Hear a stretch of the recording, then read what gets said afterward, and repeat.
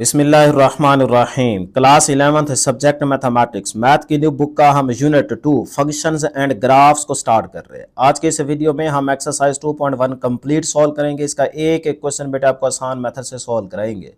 अगर आप वीडियो के साथ जुड़े रहेंगे, वीडियो लास्ट तक देखेंगे, मेरी बातें गौर से सुनेंगे, समझेंगे, चीज़ें साथ साथ नोट करते जाएंगे, तो इंशाल्लाह भी बैठे बैठे ये आपको एक्सरसाइज अच्छे तरीके से तैयार हो जाएगी।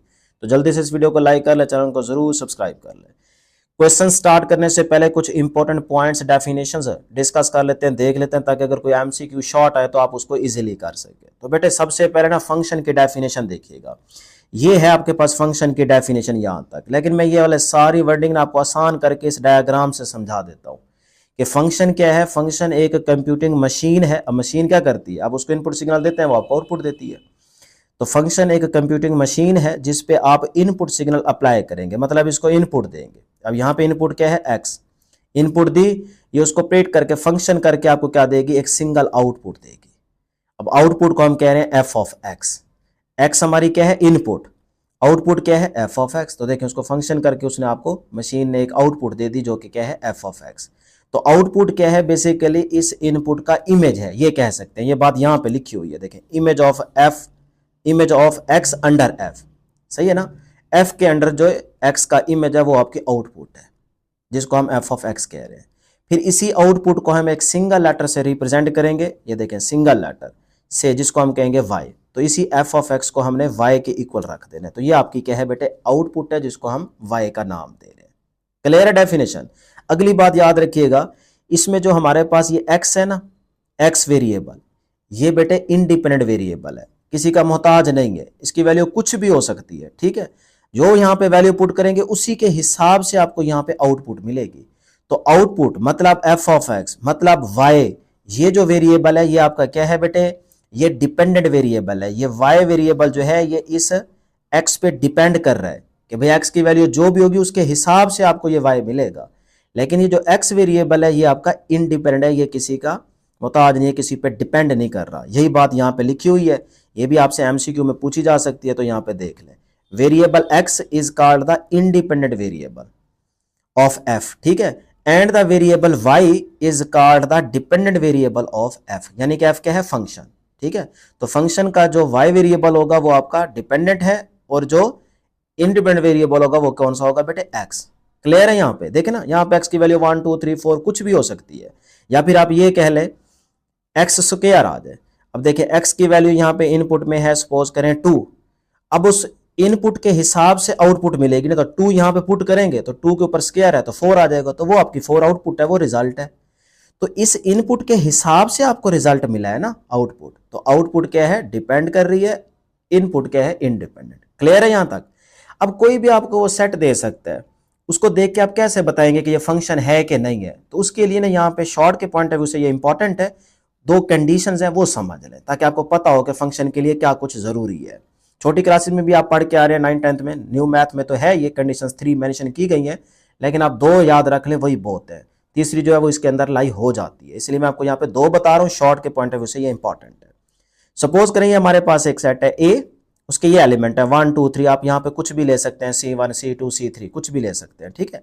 और ये हमारे पास क्या है, set B, A B C D उसके एलिमेंट है। इसको हम कहेंगे, जो पहला सेट ए है इसको हम कहेंगे डोमेन, और ये जो दूसरा होगा इसको कहेंगे को डोमेन।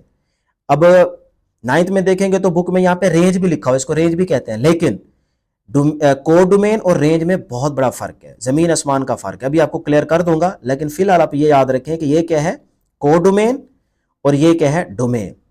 अब फंक्शन के लिए 2 कंडीशंस बड़ी जरूरी है। पहली condition, all elements of domain are used, कि जो डोमेन का सेट है ना, ये जो डोमेन है इसका हर एलिमेंट यूज हो रहा हो। यानी कि अब 1 जो है ये ए के साथ पेयर बना रहा है, इसी तरह 2 जो है वो बी के साथ, 3 जो है वो सी के साथ। अब देखें डोमेन का हर एलिमेंट यूज हो रहा है, कोई बाकी नहीं रह गया। तो ये पहली कंडीशन यहाँ पे फुलफिल होगी फंक्शन के लिए। दूसरी condition, no element of the domain should be repeated. इस टाइम देखो ये डोमेन के तमाम एलिमेंट यूज भी हो रहे हैं और कोई एलिमेंट रिपीट भी नहीं हो रहा। देखो 1 ए के साथ आ रहा है, क्या 1 दोबारा बी के साथ आ रहा है, पेयर बना रहा है? नहीं। 2 बी के साथ आ रहा है, तो क्या 2 किसी और के साथ पेयर बना रहा है? नहीं। तो कोई भी डोमेन का एलिमेंट रिपीट नहीं हो रहा। तो इस टाइम ये आपका क्या है, फंक्शन है। सही है।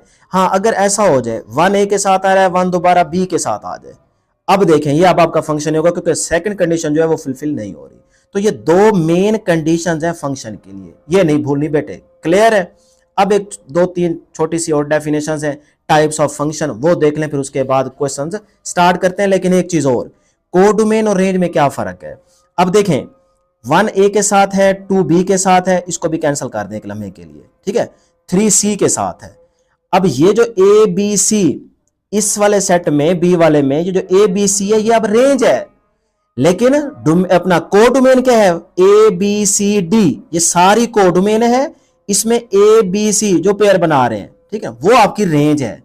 तो रेंज बेसिकली कोडोमेन का सबसेट होता है। ये बड़ा ही इंपॉर्टेंट एमसीक्यू है कि जो रेंज होती है वो बेसिकली कोडोमेन का सबसेट होती है, वो उसी के अंदर आ जाती है। तो यही बात ना आपकी बुक यहां नोट में लिख रही है, इसको आप चाहें तो यहां पे मार्क कर लें, ताकि अगर एमसीक्यू आए तो फिर आपको याद और फिर आप कर ले। देखें, range set is always is a subset of codomain. Range जो होती है वो हमेशा कोडोमेन का सबसेट है।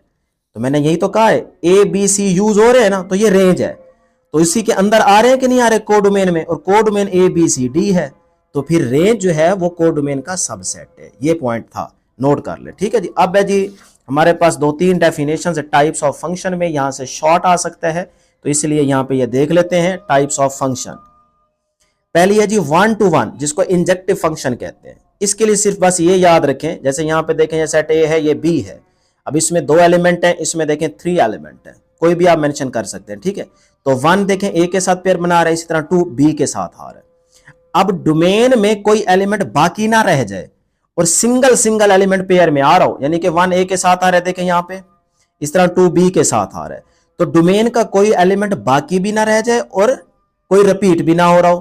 तो इस तरह से ये आपका फंक्शन क्या कहलाएगा, 1 to 1। देखें 1 to 1 ये फंक्शन कहलाएगा। हाँ, बेशक इस वाले में कोडोमेन में बेशक कोई एलिमेंट बच जाए, इससे कोई फर्क नहीं पड़ता। तो ये अब आपका क्या है, 1 to 1, जिसको इंजेक्टिव फंक्शन कहते हैं। तो ये आपका इंजेक्टिव फंक्शन है, याद हो गया, यही बात यहां पे लिखी हुई है। अब आ जाए उसके बाद नेक्स्ट हमारे पास नंबर 2 पे है ऑन टू फंक्शन, जिसको कहते हैं सर्जेक्टिव फंक्शन, ठीक है। इसमें क्या होता है, इसमें देखिएगा आपके पास जो कोडोमेन वाला सेट है ना, उसमें कोई एलिमेंट बाकी ना रह जाए। देखें यहां पे, देखें ये कोडोमेन का आपको ऑन टू फंक्शन का समझाने जा रहा हूं। ये हमारे पास सेट ए आ गया, 1 2 3 उसके एलिमेंट है, और यहां पे देखें बी के ए बी है। अब देखें डोमेन का हर एलिमेंट भी यूज हो ऑन टू फंक्शन के लिए, और उसके बाद जो हमारे पास रेंज है, इसको वैसे कोडोमेन कह रहे हैं, तो उसका भी हर एलिमेंट यूज हो, कोई बाकी ना रह जाए। इधर देखें बाकी रह गया था, लेकिन इधर बी में कोई बाकी ना रह जाए, पेयर में जरूर यूज हो रहा हो, इस्तेमाल हो रहा हो। अब 1 ए के साथ आ रहा है, फिर 2 ए के साथ पेयर बना रहा है, 1 ए के साथ भी बना रहा है और 2 ए के साथ भी बना रहा है। इसी तरह 3 जो है वो बी के साथ बना रहा है, तो इसके भी ऑल एलिमेंट यूज हो रहे हैं, इसके भी ऑल एलिमेंट यूज हो रहे हैं, इसमें कोई बाकी नहीं रह गया। तो अब ये आपका क्या है, ऑन टू फंक्शन है, जिसको सर्जेक्टिव फंक्शन कहते हैं। बस ये निशानी याद रख लें, या फिर एक छोटा सा नोट है, ये भी आप याद रख लें तो ज्यादा आसान है, कि जो कोडोमेन होगी ना वो रेंज के इक्वल हो। अगर कोडोमेन रेंज के ही इक्वल है तो फिर वो आपका ऑन टू फंक्शन होगा। तो अब देखें इसमें रेंज क्या है, ये पेयर बना रहे हैं ना, ए बी इसमें आ रहे हैं, तो इसका मतलब रेंज ए बी है। तो कोडोमेन क्या है, वो भी तो यही है ना, सारे यूज हो रहे हैं, तो इसका मतलब कोडोमेन रेंज के बराबर है इस केस में। तो ये आपका फिर क्या है, ऑन टू फंक्शन है। तो ये ऑन टू फंक्शन के लिए निशानी याद रख लें, कितना आसान था। लास्ट है जी हमारे पास बाइजेक्टिव फंक्शन, जिसके अंदर दोनों आ जाते हैं, 1 to 1 भी आ जाता है और ऑन टू फंक्शन भी आ जाता है, दोनों को सेटिस्फाई करना होता है। तो इसके लिए यहां पे देखें ये डायग्राम है, ये ए आ गया जिसके एलिमेंट क्या है 1 2 3, और ये बी है ए बी सी। अब देखें ए का कोई एलिमेंट रह तो नहीं गया, नहीं, सारे यूज हो रहे हैं, 1 भी यूज हो रहा है, 2 भी यूज हो रहा है, 3 भी यूज हो रहा है, ऊपर नीचे तरतीब हो सकती है, बस एक का एक के साथ पेयर बने, ठीक है। यही हमने 1 to 1 में पढ़ा है। तो इस तरह सारे यूज हो रहे हैं, तो इसका मतलब ये 1 1 फंक्शन तो है। उसके बाद देखें ऑन टू के लिए बी का कोई एलिमेंट रहना चाहिए, सही है, या कह ले कोडोमेन रेंज के बराबर हो। तो अब इसमें देखें 1 सी के साथ आ रहा है, 2 इसके साथ आ रहा है, इसके साथ आ रहा है, तो बी में कोई रह तो नहीं गया बाकी एलिमेंट, नहीं, बिल्कुल भी नहीं। तो इसका मतलब फिर यहां पे जो कोडोमेन है, कोडोमेन वो बेटे बराबर है रेंज के, ठीक है ना, रेंज भी वही कोडोमेन भी वही। तो फिर ये आपका ऑन टू फंक्शन भी है। तो इस तरह से ये आपने कह देना है कि बाइजेक्टिव फंक्शन है। क्लियर है यहां तक? ये आपने टाइप्स याद रख लेनी है। अब हम एक्सरसाइज के क्वेश्चन सॉल्व करते हैं। एक्सरसाइज 2.1 क्वेश्चन नंबर 1 देखें बेटे। कहता है गिवन दैट ए पार्ट दिया गया f of x is equal to x square minus 1। इसके लिए आपने ए पार्ट के लिए f of minus 3 find out करना है, F of 0, f of x minus 2, f of x square plus 3। ये आपने 4 पार्ट्स ए पार्ट के लिए फाइंड आउट करने होंगे। ठीक है, इसी तरह से बी पार्ट दिया गया f of x is equal to 2x plus 3 whole की स्क्वायर रूट। तो इसके लिए भी आपने ये 4 पार्ट्स फाइंड आउट करने हैं। तो बहुत ही आसान है। ठीक है, एक एक लाइन में ये सॉल्व हो जाएगा। पहले ए पार्ट के लिए f of x is equal to x square minus 1 है। अब देखें इसमें जहां एक्स है ना, उस x की जगह आप ये पहला पार्ट जो दिया गया माइनस 3 ये पुट कर देंगे, फिर इस तरह से 0 पुट कर देंगे, फिर ये x माइनस 2 पुट कर देंगे, फिर एक्स स्क्वायर प्लस 3 पुट कर देंगे, तो आपके आंसर आते जाएंगे। तो ये देखें पहला पार्ट क्या है, f ऑफ माइनस 3। तो ये जो x है इसकी जगह हमने ऐसे समझे माइनस 3 लिख दिया, तो ये बन गया f ऑफ माइनस 3। तो फिर इसके आगे क्या है, एक्स स्क्वायर माइनस 1, तो x की जगह क्या आ जाएगा, यही माइनस 3। तो बेटे ये देखें माइनस 3 यहाँ पे लिखा और ऊपर क्या है बेटे स्क्वायर, और ये माइनस 1 आ जाएगा। अब माइनस स्क्वायर से खत्म हो जाएगा, 3 का स्क्वायर क्या होगा 9, तो माइनस 1, तो 9 माइनस 1 इज इक्वल टू 8। यही बेटे आपका क्या है आंसर है। ठीक है, पहला पार्ट हो गया। उसके बाद नंबर 2 पे देखें एफ ऑफ 0, मतलब हमने यहाँ 0 पुट किया, यही चीज चाहिए ना सेकंड पार्ट में। तो इसका मतलब इस एक्स की जगह 0 पुट कर दिया, तो बन गया एफ ऑफ 0। फिर आगे एक्स स्क्वायर माइनस 1 है, तो एक्स की जगह क्या आएगा 0। तो ये देखें 0 का स्क्वायर माइनस 1, तो भाई 0 का स्क्वायर 0 ही होगा ना, तो 0 माइनस 1 आंसर क्या आएगा बेटे माइनस का 1। तो यही आपका आंसर है। देखें कितना आसान है। उसके बाद पार्ट नंबर 3 देखें। अब इस x की जगह ऐसे समझे x माइनस 2 लगा दिया हमने, तो ये बन गया f ऑफ x माइनस 2, ये हमने फाइंड आउट करना है। तो फिर एक्स स्क्वायर माइनस 1 है, तो x की जगह क्या लिखेंगे बेटे, x की जगह लिखेंगे यही x माइनस 2, तो ऊपर क्या है इसके स्क्वायर, तो ये स्क्वायर लगा दें माइनस 1। ठीक है यहाँ तक। अब बेटे देखें a माइनस बी होल का स्क्वायर, ये तो फार्मूला बन रहा है, तो ओपन करें, आपको पता है a square plus B square 2 है, तो स्क्वायर 4 बन जाएगा, माइनस 2ab, तो 2a क्या है x, b क्या है 2, सही है, और ये माइनस 1 एज इट इज आ जाएगा। क्लियर ये वाला स्टेप। अगले स्टेप में देखें ये x स्क्वायर आ जाएगा, ये बेटे 2 टू द 4 हो जाएगा, माइनस का 4x आ जाएगा, उसको पहले लिख लें, और ये प्लस का 4 बाद में लिख लें, और ये माइनस का 1 आ गया। ठीक है यहां तक। अब देखें एक्स स्क्वायर माइनस 4x, ये प्लस का 4 है माइनस का 1 है, तो प्लस का 3 आ जाएगा। लो जी यही आपका बेटे क्या है आंसर है।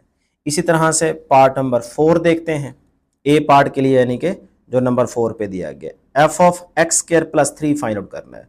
तो इक्वेशन क्या है एक्स स्क्वायर माइनस 1, तो x की जगह यही चीज लिख दें, ऊपर x क्या है स्क्वायर, तो स्क्वायर ले लें, आगे क्या है माइनस 1।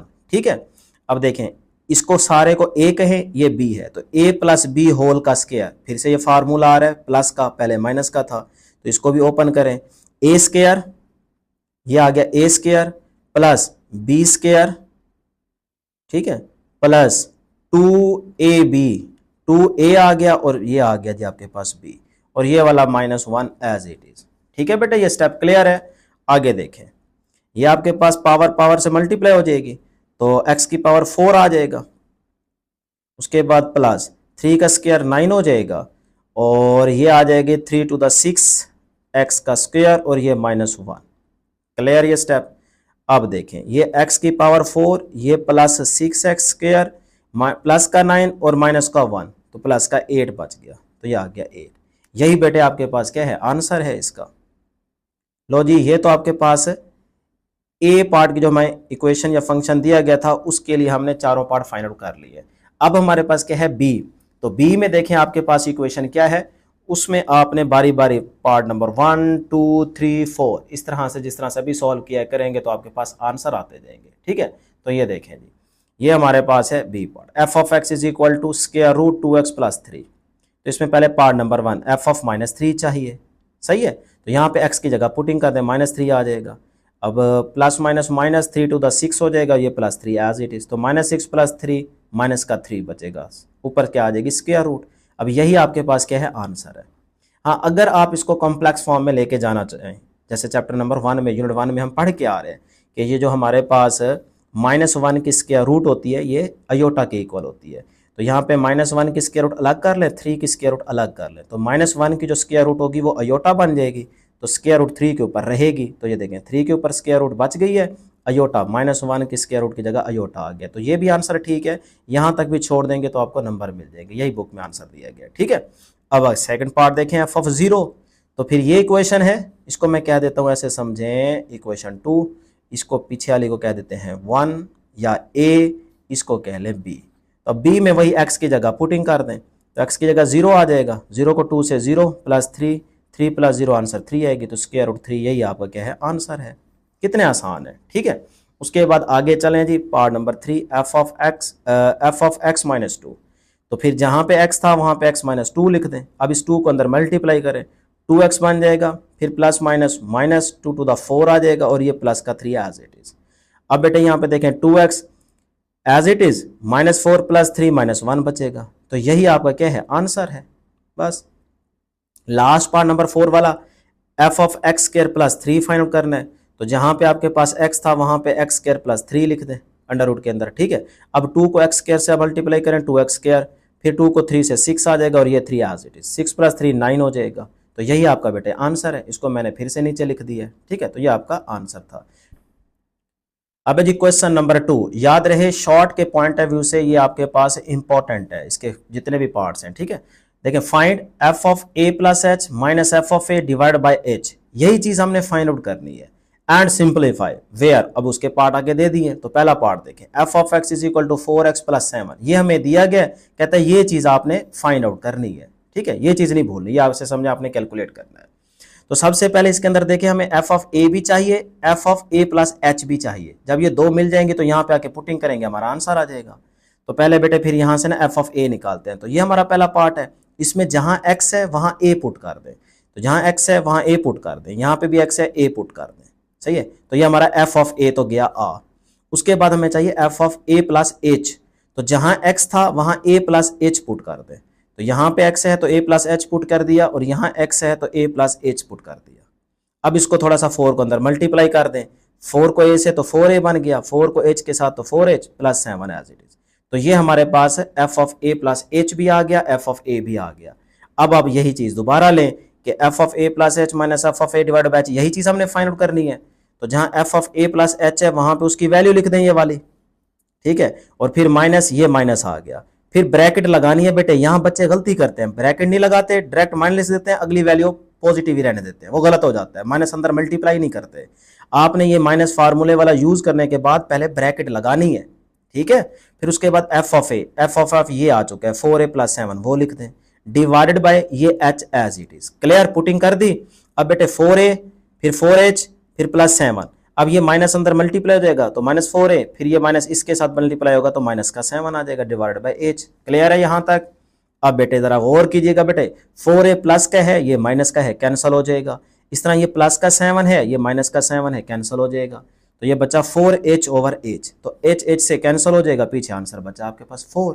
तो ये आपके पास आंसर आ गया जी पार्ट नंबर 1 का। अब इस तरह से सेकंड पार्ट है, उसमें सिर्फ देख लें कि फंक्शन क्या है, F of x is equal to sine x है।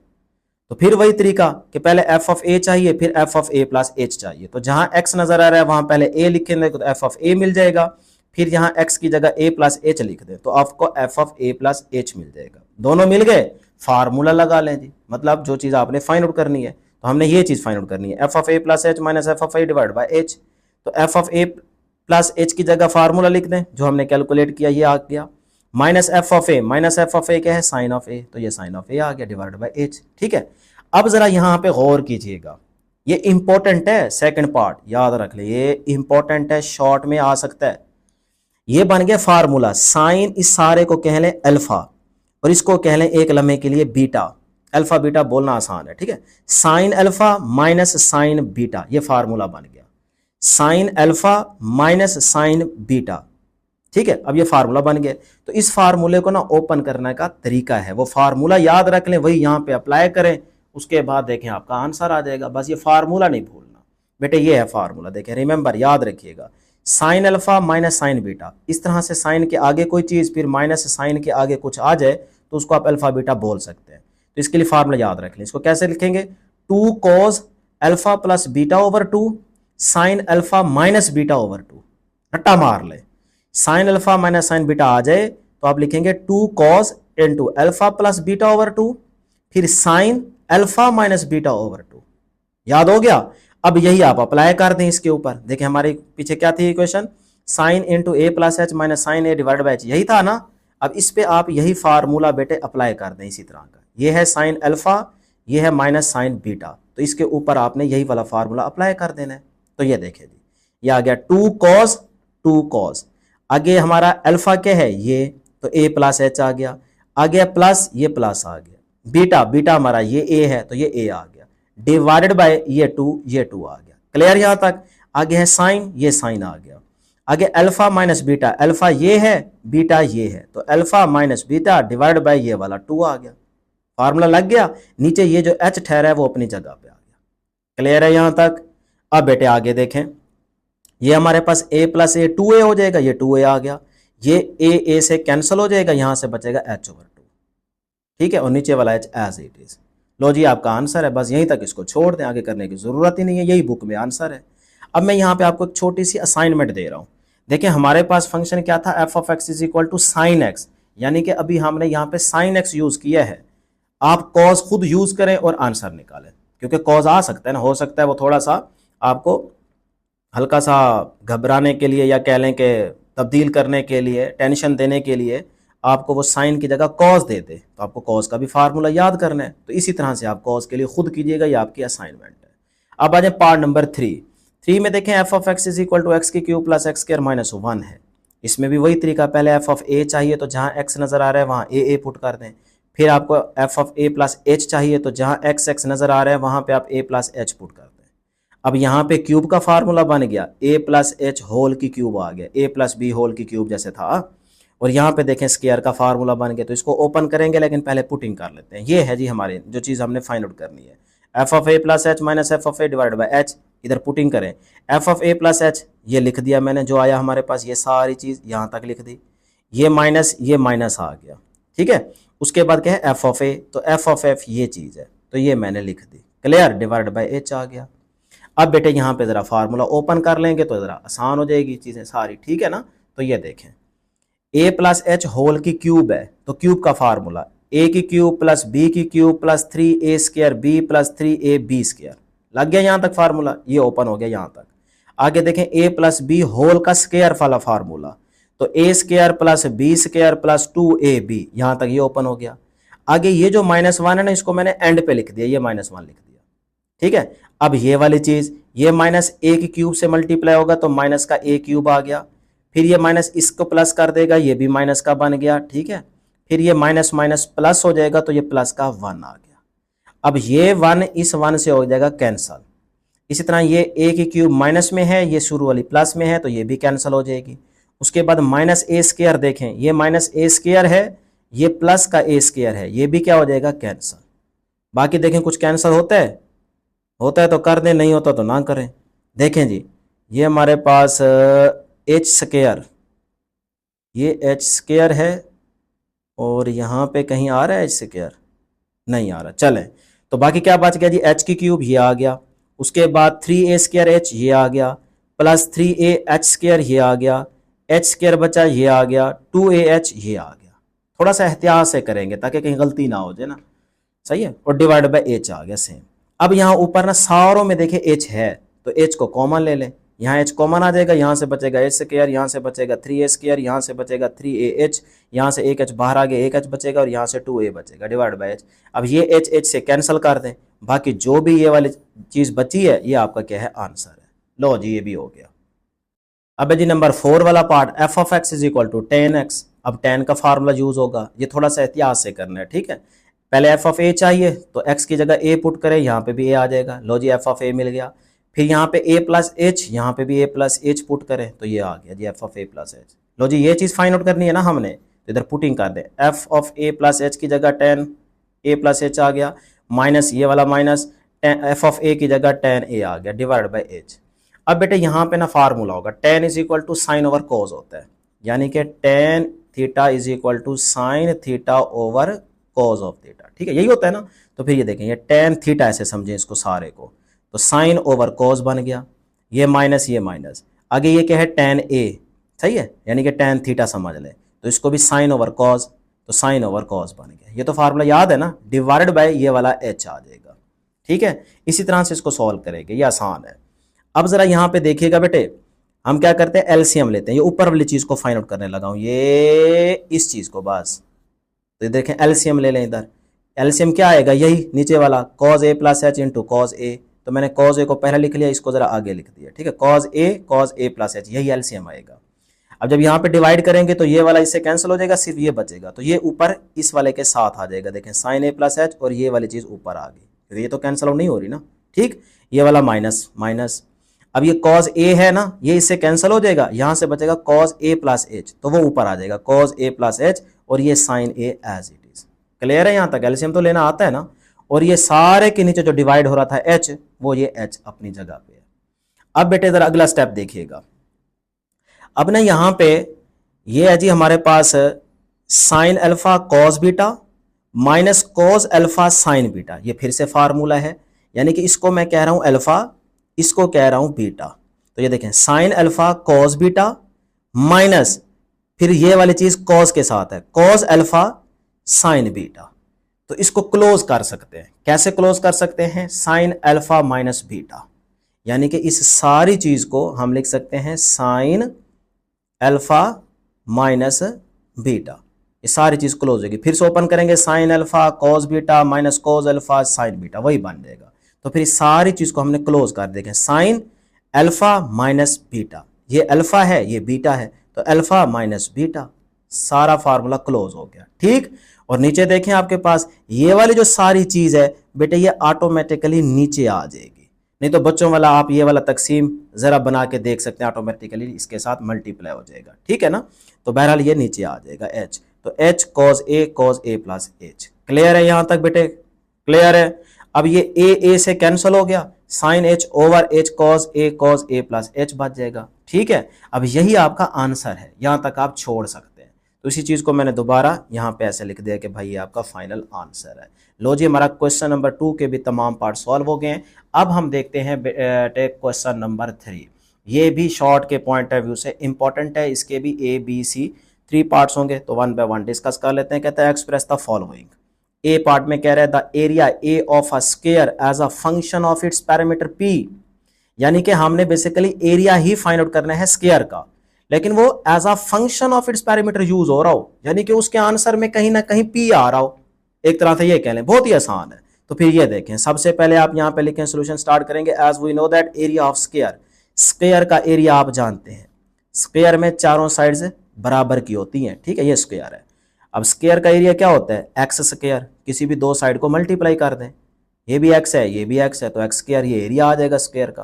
तो ये बन गई क्वेश्चन नंबर 1। क्लियर।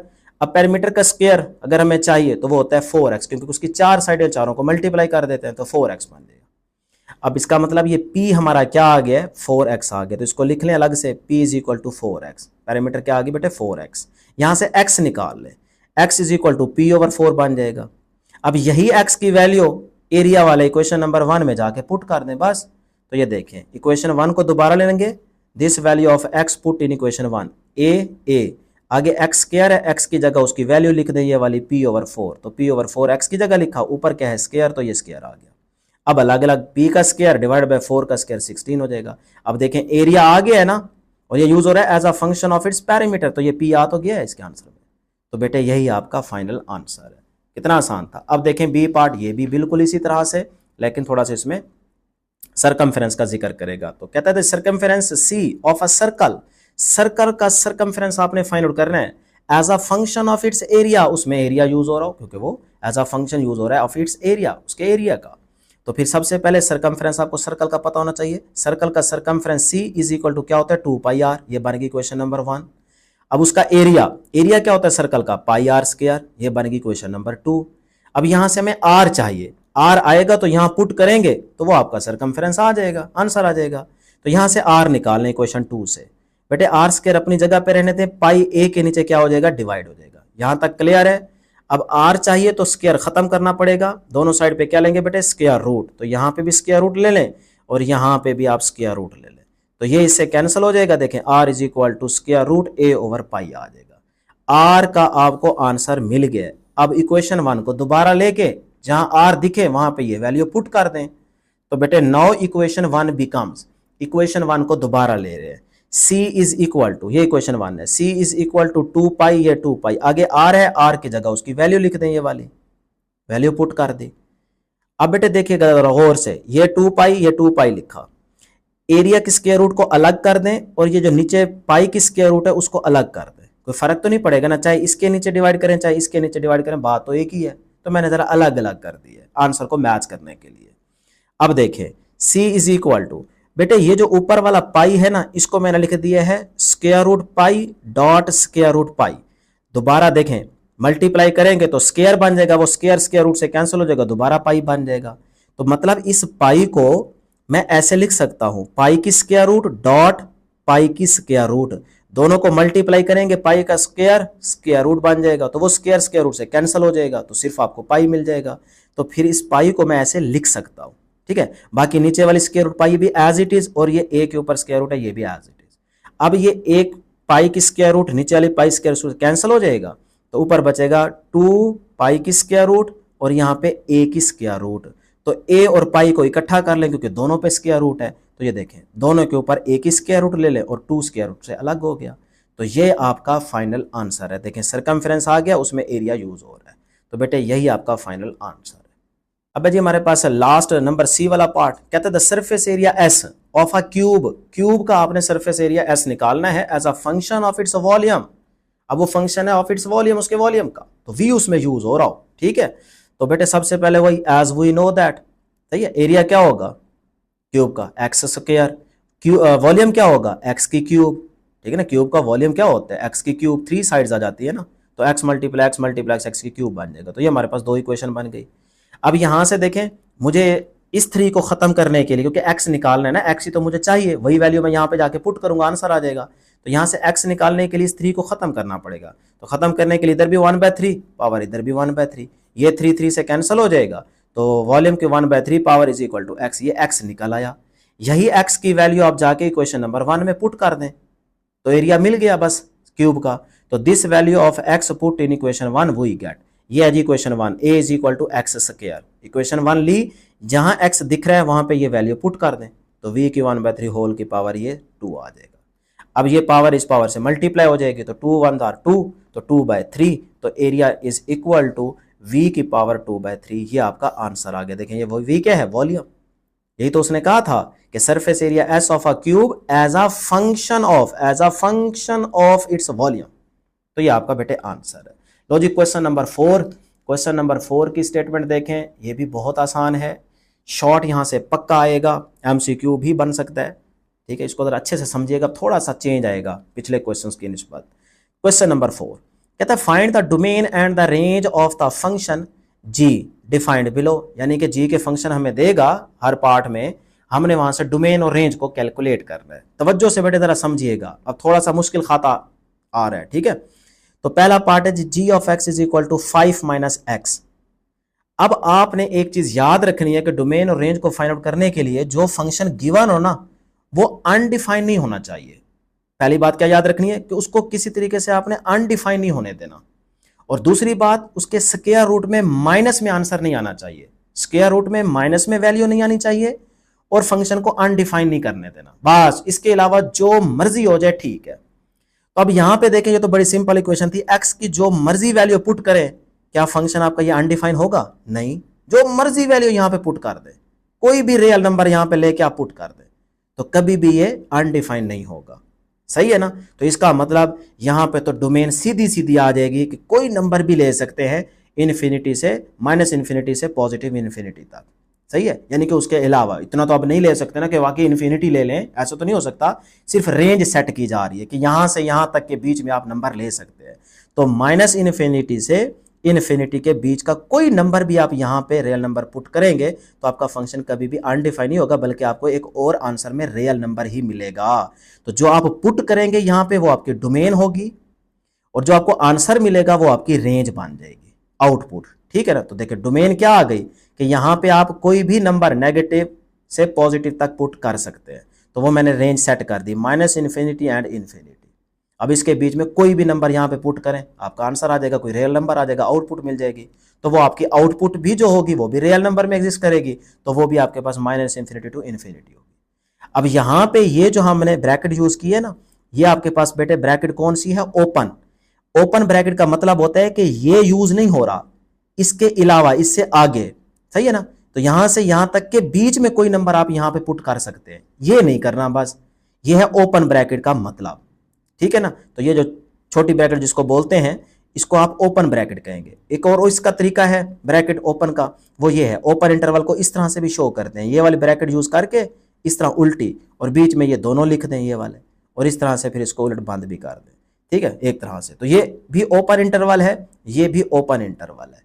इसका मतलब होगा कि इसके अलावा, इसके अंदर अंदर ये नहीं यूज होंगे, इसके अंदर अंदर जो कुछ है वो आप नंबर यूज कर सकते हैं। क्लियर है ना। तो डोमेन भी आ गई, रेंज भी आ गई, तो वो आपको रियल नंबर में मिल रही है, तो आप ये भी लिख सकते हैं कि set of all real numbers.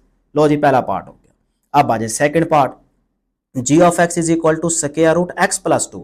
अब देखें, स्क्वायर रूट में आपने माइनस में आंसर नहीं आने देना बस, और फंक्शन को अनडिफाइंड भी नहीं होने देना, ये दो बातें याद रखनी है। तो यहां पे कौन सा ऐसा x की जगह मैं नंबर पुट करूं कि जिसकी वजह से आंसर आपका माइनस में आ जाए? सोचें जरा, सोचें, शाबाश। वो नहीं होने देना ना, उसके अलावा बाकी सारे आ जाएंगे। अगर मैं डियर स्टूडेंट्स यहां पे पुट कर दूं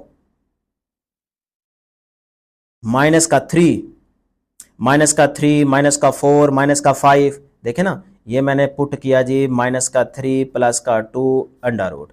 अब ये माइनस का 3 प्लस का 2 माइनस का 1 के अंडर रूट, ये तो माइनस में आ रहा है, तो ये यूज़ नहीं करना। इस तरह -4 अगर मैं लेता हूँ तो 2 स्क्वायर रूट, तो माइनस के 2 स्क्वायर रूट, ये भी आंसर माइनस में आ रहा है, नहीं यूज़ करना। इसका मतलब ये नंबर मैं यूज़ नहीं कर सकता, इसकी वजह से मेरा आंसर क्या आ रहा है? नेगेटिव में। अब इसके अलावा, हाँ, अगर मैं -2 वाला नंबर यूज़ करूँ, यहाँ -2 यूज़ करूँ, तो वो -2 इस +2 से कैंसिल हो जाएगा, आंसर मेरा 0 आएगा। 0 आ जाए कोई मसला नहीं है, 0 तो रियल नंबर में आएगा, तो वो ठीक है, माइनस में आंसर नहीं आना चाहिए। तो फिर हमारी डोमेन क्या होगी कि भाई -2 भी आ सकता है, लेकिन इसके अलावा आप पॉजिटिव नंबर ले सकते हैं और वो इन्फिनिटी तक जा सकते हैं, सही है, इन्फिनिटी तक आप कोई भी पॉजिटिव नंबर ले सकते हैं। लेकिन नेगेटिव नंबर में सिर्फ और सिर्फ -2, सिर्फ -2 ले सकते हैं, इसके अलावा नेगेटिव नंबर कोई भी यहां पे पुट नहीं करना। 4 करेंगे, 5 करेंगे, 6 करेंगे, वो तो नेगेटिव में आंसर आ जाएगा, देखा नहीं है यहां पे अभी। तो इसका बात का मतलब डोमेन को कैसे लिखेंगे? डोमेन इज इक्वल टू, ये ब्रैकेट यूज करेंगे, ठीक है, ये इस तरह से। इस ब्रैकेट का मतलब होगा क्लोज ब्रैकेट, ये क्लोज ब्रैकेट है, सही है। अब क्लोज ब्रैकेट का मतलब होगा कि ये वाला यूज होगा, इसके अलावा यानी कि ये इस्तेमाल होगा, इसके अलावा आगे कहानी और है, ये यूज होगा। तो -2 यहां पे यूज होगा, क्योंकि उससे तो आंसर 0 आ जाएगा रेंज में, ठीक है ना। तो ये इसका मतलब अब यूज हो रहा है, इसीलिए यहां पे मैंने क्लोज ब्रैकेट लगाई है। ओपन ब्रैकेट होती तो इसका मतलब वो तो फिर ये यूज ही ना हो रहा होता, तो उसके अलावा बन जाता, लेकिन ये यूज हो रहा है, ठीक है। तो यहां से फिर अब बाकी सारे पॉजिटिव नंबर पुट करेंगे, नेगेटिव बाकी नंबर नहीं पुट कर सकते, तो वो फिर पॉजिटिव नंबर में आप लगा देंगे, यहां पे इन्फिनिटी तक आप जा सकते हैं। फिर आगे देखें, मैंने यहां पे लगा दिए ओपन ब्रैकेट, मतलब आपने इन्फिनिटी नहीं पुट कर देना, उससे पहले पहले जो मर्जी नंबर पुट करें कर सकते हैं, वो आपके पास एक रियल नंबर ही आएगा। क्लियर होगी बात। अब रेंज, तो यहां पे अगर -2 पुट करेंगे तो आपका आंसर 0 हो जाएगा, आउटपुट तो आ गई, तो वो आ गई, उसके अलावा जो मर्जी पॉजिटिव रियल नंबर पुट करेंगे तो आपको रियल नंबर ही मिलेगा, तो वो भी इसको देख के आप इन्फिनिटी रख दें। तो ये डोमेन आ गई, रेंज आ गई, कितना आसान है, ठीक बेटे।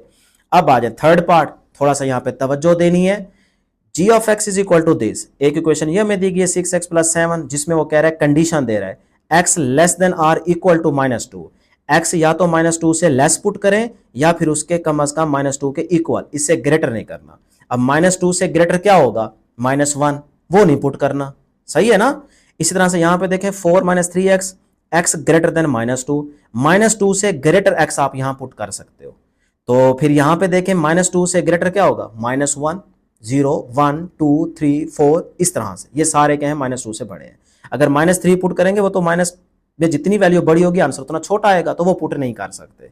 कंडीशन का पता चल गया ना। अब देखें डोमेन निकालते हैं, तो डोमेन इज इक्वल टू, बेटे अब यहां पे देखें, ये तो भाई सीधी सीधी इक्वेशन है, हमारे बस दो कंडीशन देखनी है पहले, कि माइनस स्क्वायर रूट माइनस में ना हो उसका आंसर, और फंक्शन अनडिफाइंड ना हो। तो यहाँ तो कोई डिनोमिनेटर में वैल्यू है नहीं, सीधी सीधी है, तो फिर जो मर्जी आप नंबर पुट कर दें, ठीक है ना। लेकिन याद रहे -2 से लेस पुट कर सकते हो या इक्वल पुट कर सकते हो।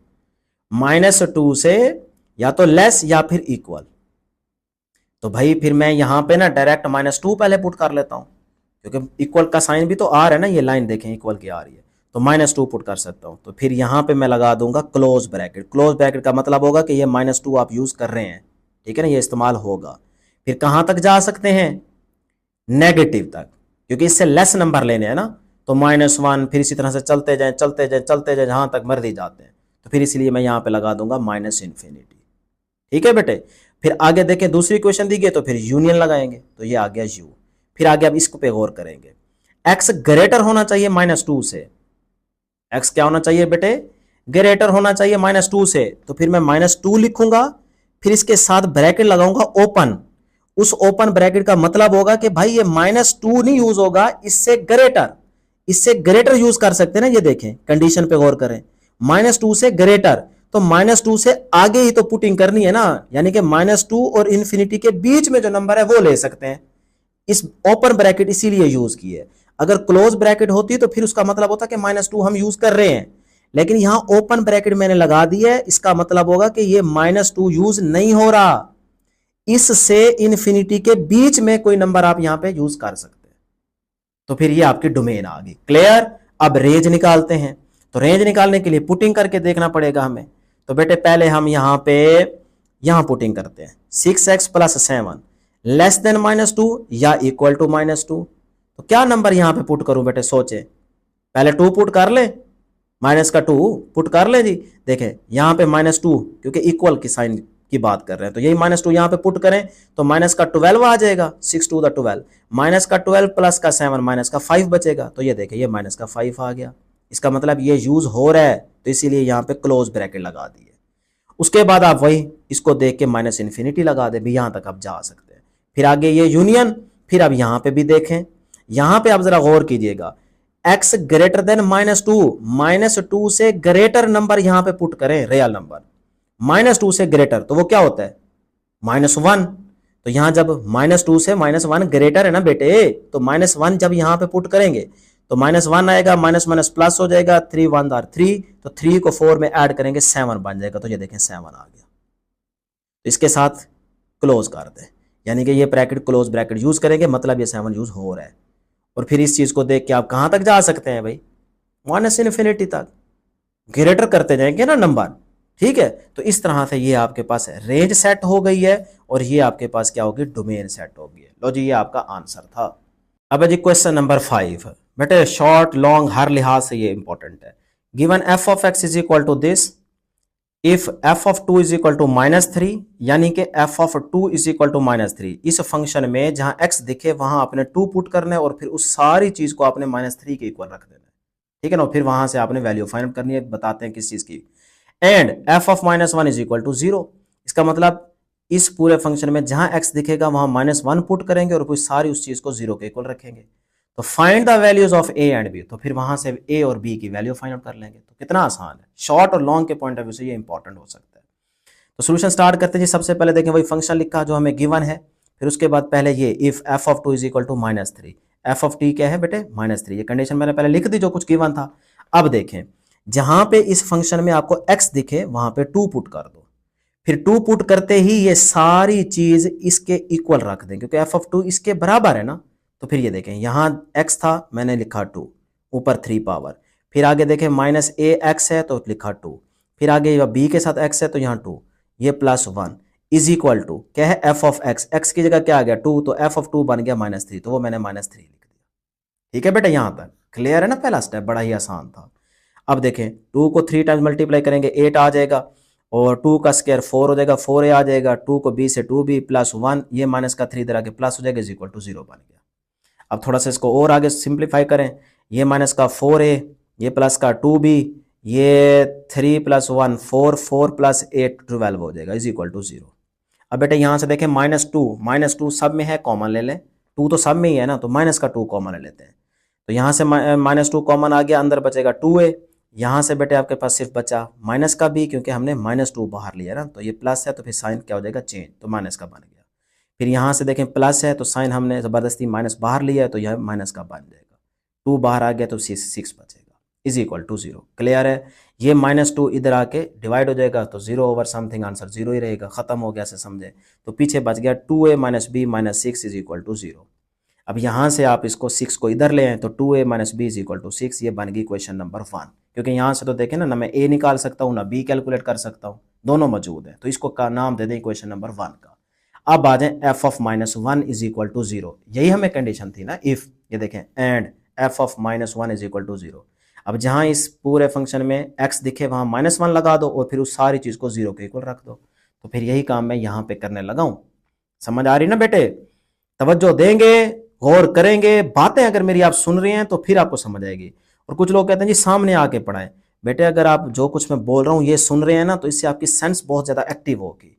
कल को हल्का सा भी कोई बोलेगा ना फौरन आपकी सेंस एक्टिव हो जाएगी और समझ आएंगे आप, अच्छा ये आवाज़ मुझे आई है, ये साउंड आया है, तो फिर आप उस चीज़ का आंसर भी इजीली दे सकते हैं। नहीं तो मैंने अक्सर बच्चे देखें अगर उनसे सिर्फ साउंड पे बात की जाए ना तो वो भोले हो जाते हैं, उनके सामने जब तक ना हो एक्सप्रेशन शो ना करो तब तक उनको समझ नहीं आती। तो ये चीज़ें आपको बहुत आगे फ़ायदा देंगी, सुनने से बहुत ज़्यादा फ़ायदा होता है कि बंदा ना दिखे, सिर्फ आप सुन रहे हो और उससे चीज़ें समझ रहे हो। इसलिए कोशिश करें कि आप इसको गौर से सुने, मेरी बातें समझें। लो जी f of -1 is equal to 0, तो पूरी फंक्शन के अंदर जहां x था वहां -1 लिखा, यहाँ x था -1 लिखा, यहाँ x था -1 लिखा, +1 इज इक्वल टू 0 कर दिया। अब बेटे ये क्यूब माइनस को ख़त्म नहीं करेगा, ऑड में है तो -1 बचा, यहाँ से ये माइनस स्क्वायर से ख़त्म हो जाएगा तो माइनस का a बचेगा, फिर यहाँ प्लस माइनस माइनस हो जाएगा b बन गया, ये प्लस का 1 इज इक्वल टू 0।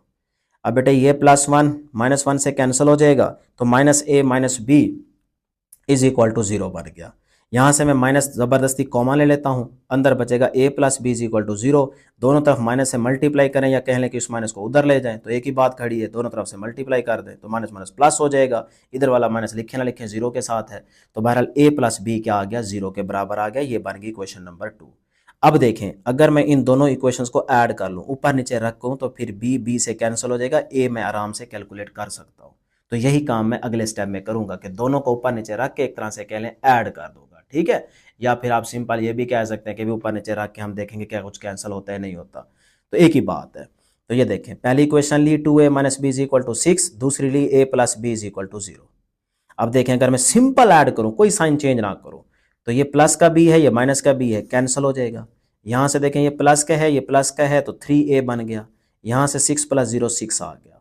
अब बेटे यहाँ से a कैलकुलेट कर लें, 6/3 बन गया, 3 इधर आके डिवाइड हो जाएगा ना, तो 3 × 2 = 6, तो a इज इक्वल टू 2। लो जी a मिल गया।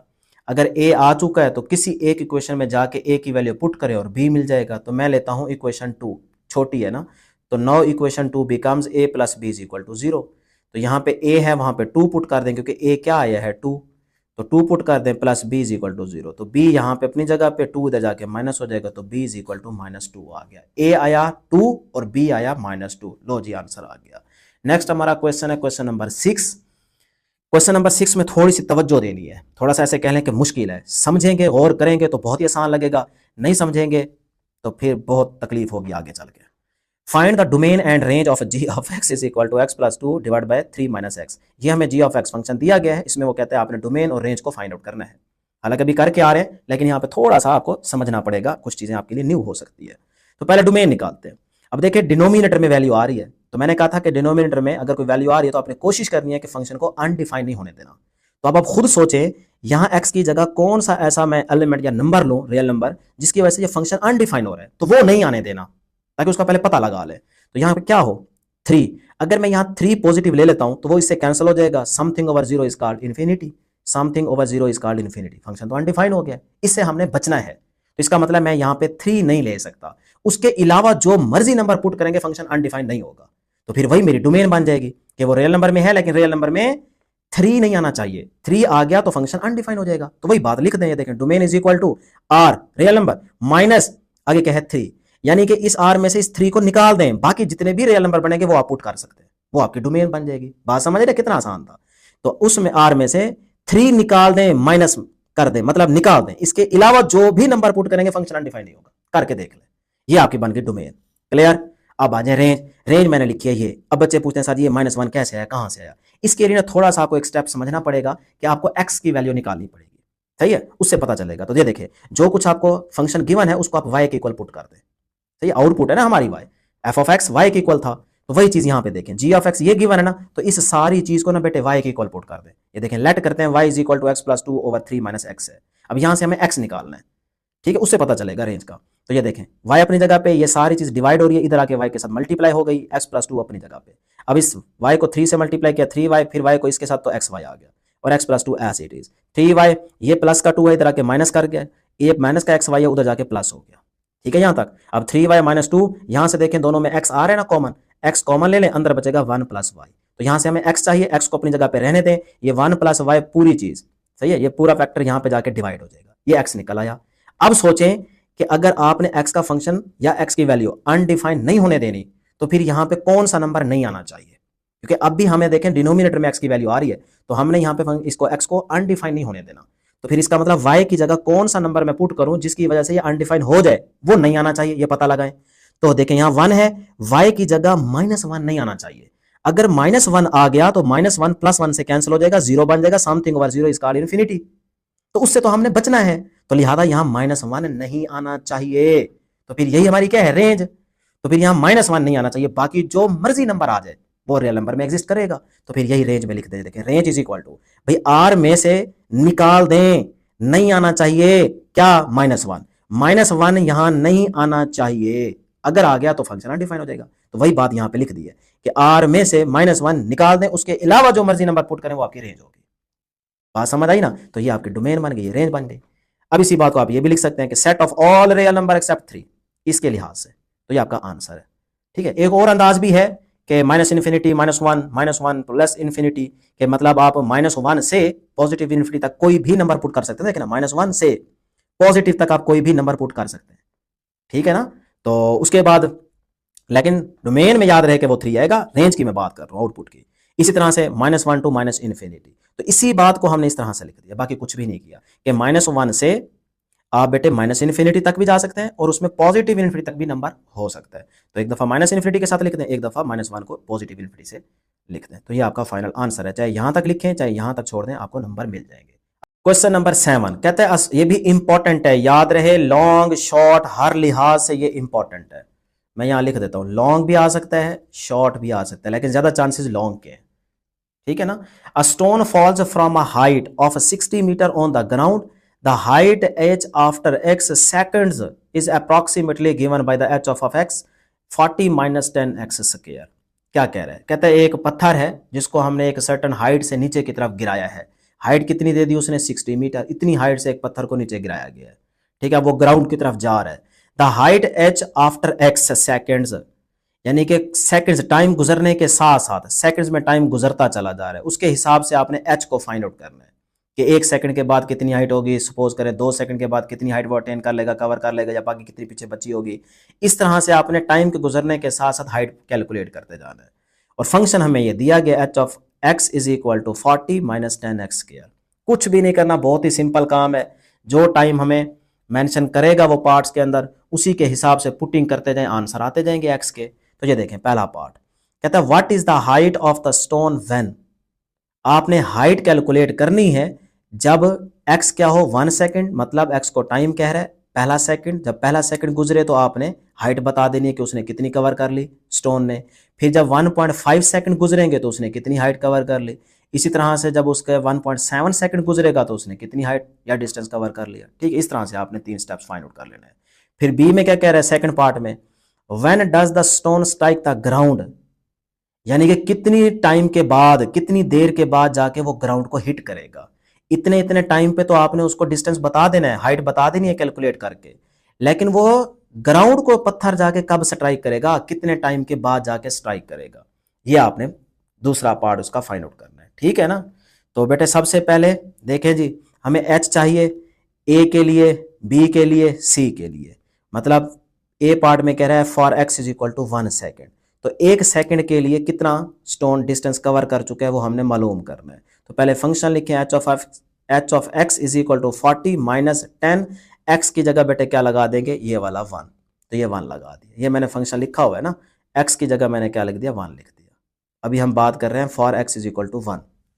तो फिर ये देखें जी, इधर भी 1 आ जाएगा तो h of 1 is equal to 40, 1 का स्क्वायर 1 होता है, 40 माइनस 10 30। इसका मतलब 1 सेकंड गुजरने के बाद वो 30 मीटर हाइट कवर कर चुका है या कैलेंडर डिस्टेंस कवर कर चुका है। उसके बाद अब B part, for x is equal to 1.5 second, 1.5 second गुजरने के बाद कितना डिस्टेंस कवर कर चुका होगा स्टोन। तो फिर वही फंक्शन में h, x की जगह 1.5, 40 माइनस 10 x की जगह 1.5 और ऊपर क्या है स्क्वायर, तो स्क्वायर लगा दें, ठीक है ना, यहाँ पुटिंग करते जाएंगे। तो अब 40 माइनस इसका स्क्वायर लें, 10 से मल्टीप्लाई करें 22.5 आता है। तो इसको अगर आप 40 में से माइनस करें तो ये आता है 17.5, ये नहीं है 17.5 आता है, इतना डिस्टेंस कवर कर लेगा, ठीक है जी यहाँ तक। उसके बाद सी वाला पार्ट, उसमें कह रहा है x इज इक्वल टू 1.7 पे बताएं, तो इतने सेकंड गुजरने के बाद तो फिर h of 1.7 is equal to 40 minus 10, x की जगह 1.7 लिख दें, उसका स्क्वायर ले लें, स्क्वायर लेके इसको सब मल्टीप्लाई करें तो 28.9 आता है। तो 40 माइनस 28.9 तो ये आता है 11.1 मीटर। चेक कर लीजिएगा ज़रा, ठीक है, चेक कर लेंगे तो फ़ायदा हो जाएगा। तो ये आपके पास क्या आ गया, डिस्टेंस आ गया 1.7 सेकंड गुजरने के बाद। लो जी, आपका पहला पार्ट तो हो गया कि आपने ए बी सी के लिए डिस्टेंस बता दिए, 30 मीटर, 17.5 मीटर, 11.1 मीटर। अब सेकंड पार्ट में क्या था कि भाई कितने टाइम गुजरने के बाद वो पत्थर जो है वो ग्राउंड को जाके हिट करेगा, तो वो अपने टाइम भी कैलकुलेट करना है, और टाइम को वो क्या नाम दे रहा था स्टेटमेंट में, एक्स कह रहा था, तो वो एक्स निकालना है। तो उसके लिए आप कंडीशन पुट करेंगे कि h of x is equal to 0 है, 0 के पुट करके एक्स निकाल लेंगे। तो when the stone strike the ground h of x is equal to 0 put करें, तो हमारा फंक्शन था 40 माइनस 10 एक्स स्क्वायर, इसको 0 के इक्वल रख दें, तो यहाँ से एक्स निकालना है।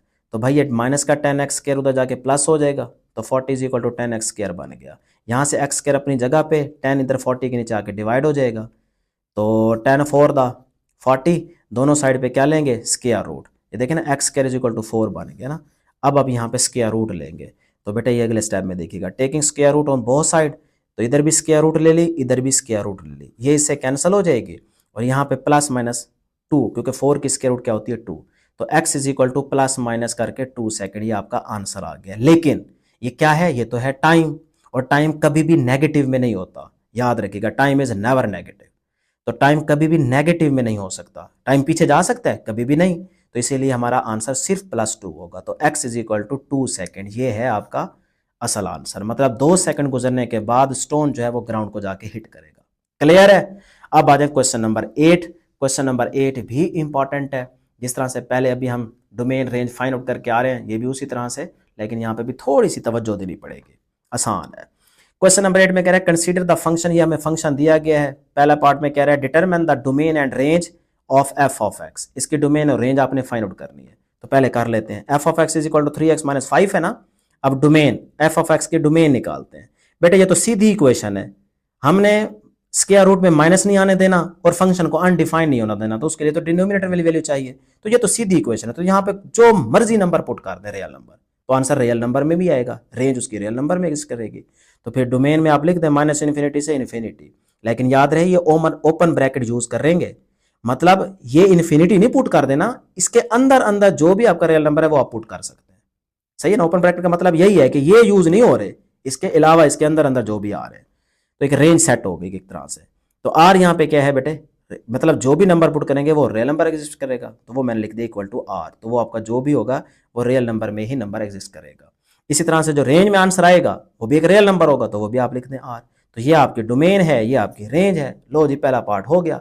अगले पार्ट में क्या कह रहा है, is the function of 1 to 1 justify your answer, कि भाई ये जो फंक्शन आया है ये 1 to 1 है कि नहीं है। ये देखें जी, सेकंड पार्ट में क्या कह रहा था स्टेटमेंट बेटे, क्या थी, is the function F 1 to 1, कि फंक्शन एफ 1 to 1 है, जस्टिफाई योर आंसर। तो इसको जस्टिफाई करने के लिए ना पहले जरा यहाँ पे डायग्राम देखें। लेट करते हैं कि हमारे पास ये सेट ए है जिसमें कुछ भी एलिमेंट हो सकते हैं, तो हमने लेट कर लिया x1 एंड x2 बिलोंग करता है ए में, यानी कि x1 और x2 जो दो एलिमेंट हमने लेट किए हैं, कोई भी आप नंबर ले सकते हैं, c1 c2 कह लें, xy कह लें, जो मर्जी। मैं कह रहा हूँ x1 एंड x2 जो है ये दो एलिमेंट इस ए से बिलोंग करते हैं, ठीक है। और इसी तरह से यहाँ पे को डोमेन है, F of x is equal to Y कह लें, ये आपका बी बन गया।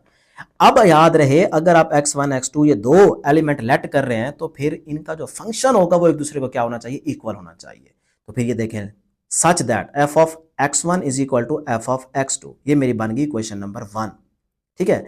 लेकिन अब मैं जब ये फंक्शन यूज करूंगा इक्वल रख के, तो यहां से मुझे ये चीज मिलनी चाहिए कि x1 x2 के बराबर आना चाहिए, तभी तो वेरीफाई होगा ना, तभी तो हम कह सकेंगे कि भाई ये वाकई ये 1 to 1 फंक्शन है। अगर आप इसका फंक्शन यूज कर रहे हैं तो फिर अगर x1 x2 यहां से आंसर नहीं निकलता, x1 x2 के बराबर नहीं आता, तो फिर ये कभी भी 1 to 1 नहीं होगा। अगर आ गया तो फिर 1 to 1 होगा। तो यही चीज लेके चलते हैं। ये देखें, then show that x1 is equal to x2, इसको लें और आंसर आना चाहिए x1 x2, फिर इसका मतलब ये 1 to 1 फंक्शन है।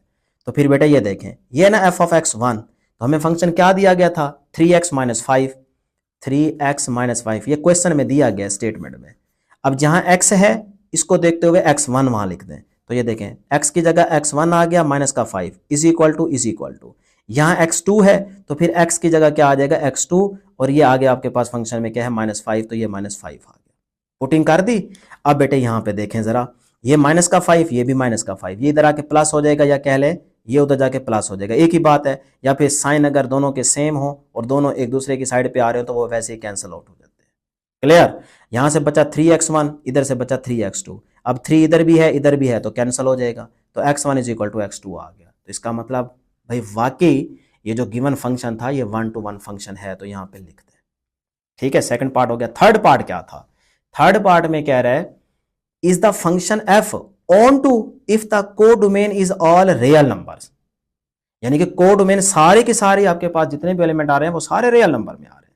लेकिन क्या ये फंक्शन ऑन टू भी है, तो ऑन टू के लिए क्या कंडीशन थी कि भी जो आपकी कोडोमेन है वो रेंज के इक्वल होनी चाहिए, याद है ना। तो फिर यहां पे देखें बेटे, फॉर ऑन टू फंक्शन के लिए हमें याद रखा हुआ है कि कोडोमेन जो है वो रेंज के बराबर होनी चाहिए, ये चीज सेटिस्फाई करनी है। तो गिवन कंडीशन देखें, गिवन कंडीशन में वो कह रहा है कि real number and range of given function is also real, यानी कि डोमेन भी आपके पास क्या है, रियल, और रेंज भी क्या आएगी, रियल। तो वो दोनों क्या है, रियल नंबर में एग्जिस्ट कर रही हैं, क्योंकि फंक्शन ही बड़ा सिंपल था, 3x माइनस 5। तो उसमें तो सिंपल इक्वेशन में जो मर्जी x की वैल्यू पुट कर दें रियल नंबर की, तो आंसर भी आपको रेंज में क्या, रेंज क्या मिलेगी, रियल नंबर में। तो hence f is onto, तो लिहाजा फिर आपके पास जो फंक्शन है वो क्या है, ऑन टू है, क्योंकि उसकी कोडोमेन जो है वो रेंज के बराबर आ जाएगी, वो भी रियल नंबर वो भी रियल नंबर। तो यहां तक आप छोड़ दें, आपको नंबर मिल जाएंगे। लेकिन एक और मेथड है मैथमेटिकल, वो मैं यहां पे आपको समझा देता हूं फर्दर, यानी कि या ये मेथड से भी आप प्रूव कर सकते हैं। सेकंड मेथड कि जो आपको फंक्शन दिया गया है 3x माइनस 5, उसको y के इक्वल रखें, y is equal to 3x minus 5, तो यहां से आप x निकाल लें। तो बेटा ये देखें, 5 इधर आके प्लस हो गया, ये 3x, तो यहाँ पे x रहने दें, ये 3 उधर जाके डिवाइड हो गया, तो x आपको मिल गया। अब देखें, ये तो बड़ी सिंपल, लेकिन यहाँ पे देखें 3 है नीचे, x है ही नहीं, y तो ऊपर गया हुआ है, तो इसका मतलब हमने अनडिफाइंड नहीं होने देना। तो अब y की जो मर्जी वैल्यू पुट करोगे तो आपका रियल नंबर ही आएगा ना, तो इसका मतलब y is real, so x belong कर रहा है रियल नंबर से। तो ये बात आप नीचे लिख देंगे कि y इज रियल, यहाँ पे जो मर्जी नंबर पुट करोगे रियल, तो आपको जो इसका आंसर मिलेगा x का, वो भी क्या मिलेगा, रियल नंबर मिलेगा, तो वो r से बिलोंग कर रहा है। तो इसका मतलब x बिलोंग कर रहा है r से, वो रियल नंबर में ही आंसर आएगा ना मेरे पुत्र। ठीक है, तो अब यही चीज आप फंक्शन में ले जाएं कि जो x की वैल्यू है वो पुट कर दें। तो ये देखें, f of x is equal to क्या था फंक्शन, 3x माइनस 5, तो 3 लिखा, x की जगह ये वैल्यू लिख दें, माइनस का 5 लिख दें। अब प्रूफ हो जाना चाहिए कि ये y के इक्वल आना चाहिए। अगर y के बराबर आ गया तो इसका मतलब वाकई ये ऑन टू फंक्शन है। तो ये 3 से कैंसल, y प्लस 5, ये माइनस का 5, तो प्लस 5 माइनस 5 से कैंसल, आंसर y आ गया। तो देखें f ऑफ x क्या आ गया, y के इक्वल आ गया। तो पक्की बात है कि ये ऑन टू फंक्शन है, प्रूफ हो तो गया। और क्या चाहिए आपको कि x बिलोंग कर रहा है रियल नंबर में, और उसका अगर फंक्शन ले f ऑफ x तो वो उसके उलट y के इक्वल आना चाहिए। तो f ऑफ x देखो y के इक्वल आ गया है, तो फिर ये भी मेथड ठीक है। तो दोनों में से जो आपको आसान लगे आप वही कर सकते हैं। लो जी, क्वेश्चन नंबर 9 की तरफ चलते हैं। अब क्वेश्चन नंबर 9 में भी इसी से रिलेटेड ही क्वेश्चन होंगे, कुछ पार्ट्स होंगे, तो आप सेम इसी तरीके से सॉल्व करेंगे जिस तरह से अभी हमने पार्ट नंबर 3 सॉल्व किया है। तो ये देखें, क्वेश्चन नंबर 9 कहता है let f r to r, यानी कि real number to real number, domain भी रियल नंबर में आ रही है, रेंज भी रियल नंबर में आ रही है, be defined by the f of x is equal to this. पहला पार्ट क्या कह रहा है, find the domain and range of f of x। ये f ऑफ x गिवन है, इसकी डोमेन निकालनी है और रेंज निकालनी है। तो बेटे वही तरीका कि पहले f ऑफ x लिए लिख ले। अब आपने यहां गौर करना है कि भी x की कौन सा x का नंबर यहां पे पुट करूं जिससे फंक्शन अनडिफाइन हो जाए, उससे बचना है। तो यहां पे -1 नहीं आना चाहिए। अगर -1 आ गया तो वो इस +1 से कैंसिल हो जाएगा, something over 0 is called infinity हो जाएगा, इससे बचना है। तो फिर ये देखिए domain of F X is equal to, भाई -1 नहीं आना चाहिए ना, इसके अलावा जो मर्जी रियल नंबर पुट कर दें, आंसर आपको रियल नंबर में ही मिलेगा। तो फिर मैं लिखूंगा r -1, मतलब ये -1 इसमें से निकाल दो, ये -1 इसमें से निकाल दो, उसके अलावा बाकी जो मर्जी नंबर यहां पुट करो आपको आंसर मिल जाएगा। वो आपका जो भी आंसर आएगा वो रियल नंबर में एग्जिस्ट करेगा, ये नहीं पुट करना बस। तो इसको इसमें से r में से निकाल दो, तो ये आपकी डोमेन बन गई, बस उसी बात को लिख दिया है, सिंपल। अब रेंज क्या होगी, range is equal to F of X, यानी कि एफ ऑफ एक्स की रेंज निकालने लगे, तो वो भी होगी, जो भी आंसर आएगा रियल नंबर में आएगा। लेकिन याद रहे उस रेंज को निकालने के लिए मैंने पीछे तरीका सिखाया है कि हमें एक एक्स का पहले फार्मूला बनाना होगा, एक्स की वैल्यू चाहिए होगी, उससे पता चलेगा कि यहाँ पे क्या आ सकता है। तो फिर ये देखें फॉर रेंज, रेंज के लिए ऐसे आप साइड पे कर सकते हैं कि आपका जो फंक्शन गिवन था उसको y के इक्वल रखें, ये फंक्शन था उसको y के इक्वल रखें, यहां से x निकाल लें, तो ये चीज सारी डिवाइड हो रही है, इधर y के साथ आके मल्टीप्लाई हो जाएगी, इज इक्वल टू ये ऊपर वाली चीज आ गई, तो y को इससे मल्टीप्लाई किया, फिर y को इससे किया, आगे वाली चीज वैसे, फिर ये x y आ गया, ये 2x इधर आके माइनस हो गया, और ये y इधर जाके माइनस हो गया।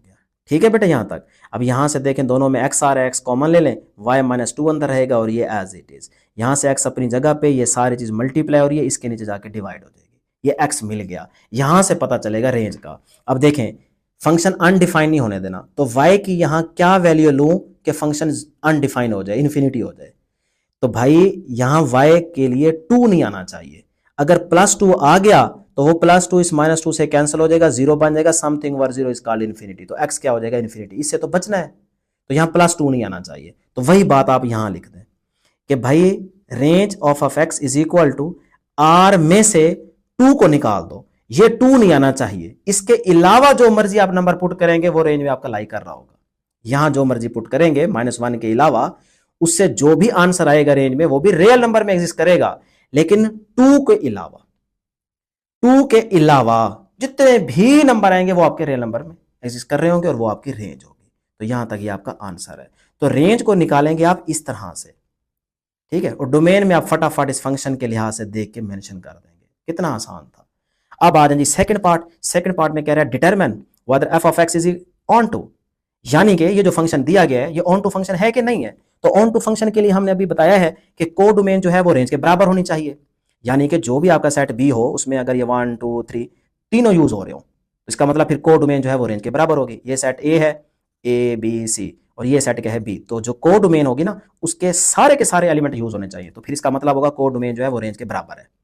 तो फिर एज गिवन कंडीशन में उसने पहले हमें बता दिया, उसके मुताबिक हम कह देंगे कि को डोमेन इज रियल, को डोमेन इज रियल। बेटे देखें ना यहाँ पे, ये देखें R to R, डोमेन भी रियल नंबर में, रेंज भी रियल नंबर में, तो जब रेंज रियल नंबर में आ रही है तो को डोमेन भी तो रियल नंबर में एग्जिस्ट करेगी ना, तो वही बात लिख दिया को domain is real but range is R-2, यानी कि रेंज में देखो, रेंज में ये 2 के अलावा वो सारे नंबर रियल कहलाएंगे, 2 नहीं होगा उसमें, 2 नहीं आना चाहिए। तो फिर इसका मतलब सारे के, जहां को डोमेन में सारे रियल नंबर आ रहे हैं उसी तरह से रेंज में भी सारे रियल नंबर आने चाहिए थे, तब आपका ये ऑन टू फंक्शन होता। रेंज की बारी पे आप कह रहे हैं कि नहीं सारे रियल नहीं, उसमें से 2 निकाल दो, तो फिर इसका मतलब ये दोनों बराबर तो ना हुए ना, जब दोनों बराबर नहीं है तो हम कहेंगे so given function is not onto. बात समझ आई ना, कैसे क्लियर कर दिया। थर्ड पार्ट देखें, prove that F of x is 1 to 1, कि ये जो हमें गिवन फंक्शन था ऊपर क्वेश्चन नंबर 9 की स्टेटमेंट में, वो आप प्रूव करें कि 1 to 1 है, प्रूव करें।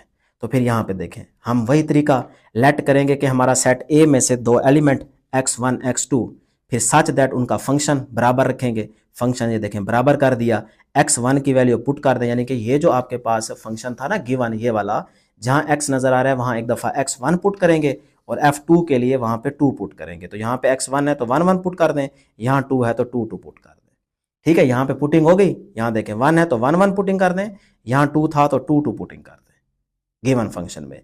अब यहाँ पे क्रॉस मल्टीप्लीकेशन करेंगे, इसको इसके साथ, इसको इसके साथ, ठीक है ना, इस तरह से। तो नेक्स्ट मैं आपको इसकी क्रॉस मल्टीप्लीकेशन वाला स्टेप दिखाता हूँ। ये देखें जी, सिंपल क्रॉस मल्टीप्लीकेशन की, अब इसको आप आपसे मल्टीप्लाई कर दें, 2x1 को x2 से करेंगे ये आएगा, 2x1 को फिर 1 से करेंगे ये आएगा, फिर -3 को इसके साथ करेंगे ये आएगा, फिर -3 + 1 तो ये माइनस का 3 आ जाएगा। फिर इसी तरह से इसको इसके साथ, इसको फिर इसके साथ, फिर -3 को इसके साथ, फिर -3 को 1 के साथ, तो ये आ गया। अब बेटे देखें जो कुछ कैंसिल होता है उसको कैंसिल आउट कर दें।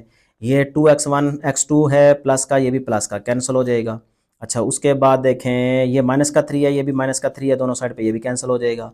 यहाँ से बचेंगी ये दो चीज़ें और यहाँ से बचेंगी ये दो चीज़ें, लिख दी।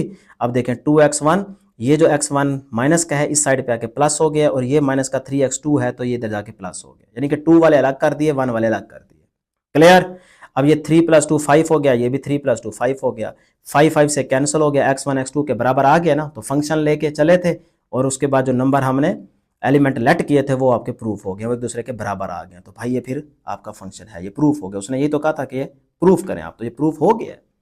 उसके बाद आ जाए क्वेश्चन नंबर 10, ये भी इंपॉर्टेंट है। जिस तरह से अभी आपको क्वेश्चन सॉल्व कराए हैं उसी तरह से ये भी सॉल्व करेंगे तो आपका आंसर आ जाएगा, लेकिन हल्का सा यहाँ पे चेंज आएगा फंक्शन के लिए। क्या कह रहा है, consider the function F R real number positive to real number, यानी कि डोमेन भी रियल नंबर में आ रही है, रेंज भी रियल नंबर में आ रही है पॉजिटिव में, defined by the F of x is equal to E की पावर -x, ये आपका फंक्शन है। Show that F of x is a bijective, bijective का मतलब वही है 1 to 1 भी होना चाहिए और ऑन टू भी होना चाहिए, 1 1 भी होना चाहिए और ऑन टू भी होना चाहिए, दोनों को आप सेटिस्फाई करेंगे तो इसका मतलब आपका फंक्शन बाइजेक्टिव है। तो पहले देखें, लेट करें x1 x2 सच दैट, यानी कि ये दोनों एलिमेंट किसी सेट ए से बिलोंग कर रहे हैं, तो फिर फंक्शन को बराबर रख दें, F of x1 is equal to F of x2, अभी तो किया है, 2-3 सवाल करके आ रहे हैं, ठीक है ना। तो फिर यहाँ पे देखें x1 तो फंक्शन क्या है e की पावर -x, तो जहाँ x है वहाँ पहले 1 लिख दें, तो ये इसका आ गया। फिर इधर 2 है तो इधर भी क्या आएगा, 2 आएगा, बराबर रख दिया ना, तो प्रूफ करेंगे कि ये x1 x2 के बराबर आना चाहिए, फिर इसका मतलब ये 1 1 है, ठीक है ना। तो फिर ये देखें जी e की power -x1 is equal to e की पावर -x2 बन गया। अब अगर बेस सेम हो तो उनकी पावर एक दूसरे के इक्वल रख सकते हैं, ये पावर लॉ आपको पढ़ाया था शुरू में, ठीक है, छोटी क्लासों में 9th में भी आप पढ़ के आ रहे हैं। तो यह है पावर लॉ, बेस सेम तो पावर भी एक दूसरे के क्या होगी, इक्वल, तो पावर इक्वल रख दें क्योंकि बेस सेम है। तो -x1 is equal to -x2 आ गया, माइनस माइनस से कैंसिल हो जाएगा, x1 is equal to xt, लो जी प्रूफ हो गया, ठीक है ना। तो इसका मतलब 1 1 ये तो है, फंक्शन 1 1 तो है। दूसरा हमने करना है फॉर ऑन टू, तो ऑन टू के लिए आपको बताया है को डोमेन रेंज के बराबर होनी चाहिए, ये कंडीशन है। तो गिवन को डोमेन बिलोंग कर रही है रियल पॉजिटिव से, ये देखें ना यहाँ पे डोमेन भी और को डोमेन भी, ये तो रियल नंबर में एग्जिस्ट कर रही है, तो पहले लिख दें कि गिवन कंडीशन क्या है, को डोमेन बिलोंग कर रही है पॉजिटिव रियल नंबर में, तो यही चीज आपका क्या होगी, फंक्शन। तो फिर आप इसको कह सकते हैं ना कि F of x is equal to Y, ठीक है। तो y is equal to F of X क्या है भाई, e की पावर -x, यहाँ लिख दें e की पावर -x। अब इसको किसी ना किसी तरीके से नीचे लेके आना है, तो नीचे लेके आने के लिए हम क्या लेंगे, नेचुरल लॉग, तो इधर भी नेचुरल लॉग इधर भी नेचुरल लॉग, से लॉग नहीं लेना, ठीक है ना, वो एंटी लॉग को खत्म करने के लिए, लॉग एंटी लॉग के लिए आता है। यहाँ पे e है e, तो उसके लिए नेचुरल लॉग, तो natural log natural log, natural log y is equal to, अब नेचुरल लॉग आ चुका है ना, तो जो कुछ पावर में है वो पहले आ जाएगा नीचे, तो -x पावर में है, -x शुरू में आ जाएगा, आगे नेचुरल लॉग e आ गया। कैलकुलेटर पे नेचुरल लॉग e लिखे, आंसर 1 आएगा, नहीं तो याद रख लें कि नेचुरल लॉग e 1 के बराबर होता है, ये 1 आ गया। तो बेटे 1 को इससे मल्टीप्लाई करेंगे वही -x रहेगा, तो माइनस को दोनों साइड पे मल्टीप्लाई कर दें, ये माइनस का बन जाएगा, ये प्लस का हो जाएगा, तो x is equal to minus natural log y आ गया। यहां तक क्लियर है, x आ गया ना। अब जब आपके पास x आ गया तो वही तरीका कि f ऑफ x लेके उसमें y की वैल्यू पुट करके, या इसी x की कर ले, यह ज्यादा बेहतर है, इसी x की वैल्यू को पुट करके आपने आंसर निकालना और बता देना है कि भाई f ऑफ x जो है वो y के इक्वल आया है कि नहीं आया, तो वो चीज फिर आगे लेके चलते हैं। अगर y के बराबर आ गया f ऑफ x तो ये प्रूफ हो जाएगा कि ये ऑन टू फंक्शन है, अगर ना आया f ऑफ x y के बराबर तो फिर ये नहीं होगा। तो ये देखें, ये आपके पास x इज इक्वल टू क्या आ गया बेटे, माइनस नेचुरल लॉग y। अब यही चीज आप फंक्शन में पुट करेंगे तो f ऑफ x आपका y के इक्वल आना चाहिए, तो x is equal to minus natural log y belong कर रहा है रियल पॉजिटिव नंबर में, तो f of x is equal to f, x की जगह ये वाली वैल्यू लिख दें माइनस नेचुरल लॉग y, ठीक है यहाँ तक बेटे।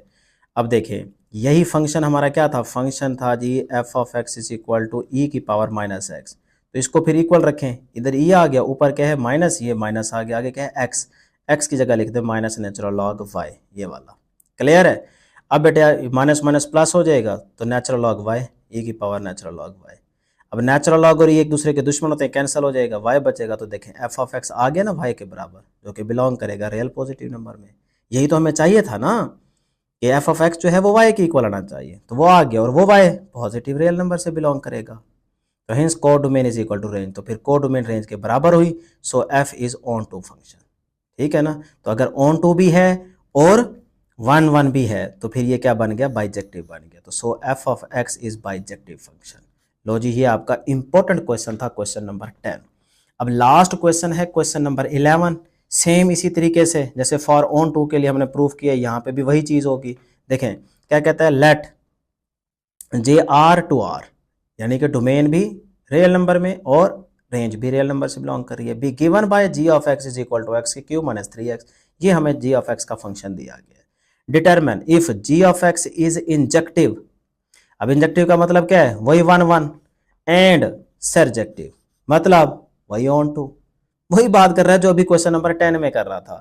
तो 1 1 ये भी आपने करना है, और कोडोमेन रेंज के बराबर है, ये अगर प्रूफ कर लेते हैं तो वो ऑन टू बन जाएगा। तो यही आपका फिर क्या अप्लाई जाएगा, सरजेक्टिव और इंजेक्टिव। तो फिर बेटा ये देखें, मैंने इसके दो तरीके हैं। एक तरीका यही है जो क्वेश्चन नंबर 10 में आपने किया है, ये सारा तरीका ऑन टू के लिए और इस तरह से 1 1 के लिए। तो आपको ऑन टू में थोड़ी सी अगर मुश्किल हो रही है तो इसका एक और तरीका बताता हूँ। थोड़ा सा है वो, कह लें कि कंसेप्ट आप बड़ी क्लास में आके पढ़ेंगे, लेकिन मेथड बड़ा आसान है। बहरहाल आपको आना चाहिए, दोनों आने चाहिए, ठीक है। तो इस सवाल में मैं कोशिश करता हूँ कि आपको सेकंड मेथड से बता देता हूँ, वो है डेरिवेटिव का। तो ये देखिए इजी मेथड सेकंड। कैसे इजी है कि पहले जो आपको फंक्शन दिया गया G of x is equal to X की क्यूब माइनस 3x, इसको कह लें इक्वेशन नंबर 1। थोड़ी सी तवज्जो देंगे समझ आ जाएगा, लेकिन है ये बहुत आसान मजेदार मेथड है। पहले ना इसका आप डेरिवेटिव ले। अब डेरिवेटिव क्या बला होती है, तो ये आपके लिए न्यू चीज़ है, लेकिन आप सेकंड ईयर में इसको डिटेल में पढ़ेंगे। अभी सिर्फ आप जितना बता रहा हूँ उतना याद रख लें, सिर्फ एक स्टेप याद रखना है। डेरिवेटिव ये है कि डी एक्स के लिहाज से ना इसका डेरिवेटिव लेना है। तो अब ये पावर में है ना, तो पावर पहले आ जाएगी, फिर पावर में से एक माइनस करके लिख दें। देखें पावर में 3 है, ये 3 पहले आ गया, फिर इसी पावर में से एक माइनस कर दें, 3 - 1 2 बचेगा, तो एक्स का स्क्वायर बन गया। वो देखें ये एक्स का स्क्वायर आ गया। ये मैं पहला डेरिवेटिव ले रहा हूं। जब पहला डेरिवेटिव लेते हैं तो इसके फंक्शन के ऊपर प्राइम आ जाता है। इस प्राइम का मतलब है, डैश का मतलब है डेरिवेटिव पहला ले रहे हैं। तो ये देखें इसका ले लिया डेरिवेटिव। आगे देखें ये माइनस, ये माइनस, एक्स के साथ जो कुछ है, क्योंकि एक्स के विद रिस्पेक्ट हम ले रहे हैं तो D x over D x 1 हो जाएगा, लिहाजा 3 बचेगा, तो वो 3 आ गया, इधर मैंने 1 लिख दिया। अब ये आपका डेरिवेटिव आ गया जी प्राइम ऑफ एक्स, यानी कि पहला डेरिवेटिव इसका लिया है, और वो आया है 3x स्क्वायर माइनस 3, ये वाला 3x स्क्वायर माइनस 3। अब ये डेरिवेटिव आ चुका है। अब बड़ा काम आसान हो गया, बस यही स्टेप समझना था, ठीक है ना। तो अब देखें यहां पे ना जी ऑफ प्राइम एक्स को हमने 0 के बराबर रखना है और एक्स की वैल्यू निकाल लेनी है। वहां से आपको आइडिया हो जाएगा कि भाई ये आपका इंजेक्टिव फंक्शन है कि नहीं है, ठीक है ना। तो फिर जी प्राइम ऑफ एक्स मतलब डेरिवेटिव का जो फंक्शन आया है जी ऑफ एक्स, इसको आपने 0 के बराबर रख देना है। तो इस सारे की जगह मैं 0 पुट कर दूंगा, ये 0 आ गया इस सारे की जगह। आगे क्या है 3x स्क्वायर माइनस 3, तो ये देखिए 3x square minus 3 is equal to 0, यानी कि इसकी जगह मैंने 0 लिख दिया। क्लियर। अब यहां से x स्क्वायर चाहिए, तो बेटा ये माइनस का 3 इधर आके प्लस का 3 हो जाएगा, और ये 3 उधर आके डिवाइड हो जाएगा, तो 3 ओवर 3 बन गया। यहां से बचा x स्क्वायर, वो ये रहा। तो 3 3 से कैंसिल हो जाएगा, 1 बचेगा। तो taking square root on both side, इस स्क्वायर को खत्म करने के लिए स्क्वायर रूट ली कैंसिल हो जाएगा। यहां से बचा सिर्फ 1। 1 की स्क्वायर रूट क्या होती है, प्लस माइनस 1। ठीक है, 1 नहीं होती है ना स्क्वायर रूट, तो प्लस माइनस करके लिख देंगे x is equal two plus minus 1। मतलब ये जो x is equal two plus minus 1 आया है, यहां से आप इंटरवल बना लें प्लस 1, यानी कि यहां पे आप रियल नंबर पुट करेंगे 1, तो आपके पास आंसर क्या आएगा इसका, फिर से रियल नंबर ही आएगा ना। सिंपल तो इक्वेशन है। तो फिर ये आप 1 से इन्फिनिटी तक जा सकते हैं। तो पहला ये बन गया, देखें 1 से इन्फिनिटी, तो ये 1 आगे इन्फिनिटी आ गया, ठीक है। इसी तरह से -1 की अगर बात करेंगे तो वहां से फिर माइनस इन्फिनिटी तक, तो ये दूसरा आपके पास आ गया -1 से माइनस इन्फिनिटी तक। और फिर देखें प्लस माइनस 1 है, तो इसके बीच में, तो बीच में क्या होगा 0, तो ये देखें 1 और ये -1, तो -1 + 1 के बीच में क्या आएगा 0, तो ये आपका तीसरा बन गया। अब आपने क्या करना है, इन दोनों के बीच में कोई भी नंबर ले लें आप, सही है, लेकिन ये याद रहे कौन सी ब्रैकेट है, ओपन, मतलब ये नहीं लेना, ये नहीं लेना, इनके बीच में कोई भी ले सकते हो। तो इनके बीच में क्या आ रहा है -2 -3, ये आप ले सकते हैं। तो मैं ना इस इक्वेशन नंबर 1 में यहां से कोई एक नंबर लेता हूं, -2 लेता हूं। तो यहां देखें x है तो -2 पुट किया, आगे x है तो -2 पुट किया, आगे -3 इंटू एक्स है तो एक्स की जगह -2 पुट किया। अब सॉल्व करें, ये माइनस क्यूब के ऊपर रहेगा तो 2 2 4 4 टू द 8 हो जाएगा, ये माइनस माइनस प्लस 6 हो जाएगा, माइनस का 8 प्लस का 6 माइनस का 2 आ गया। तो एक आपका आंसर ये आ गया यहाँ से, ठीक है ना, यहाँ से ये आंसर आ गया।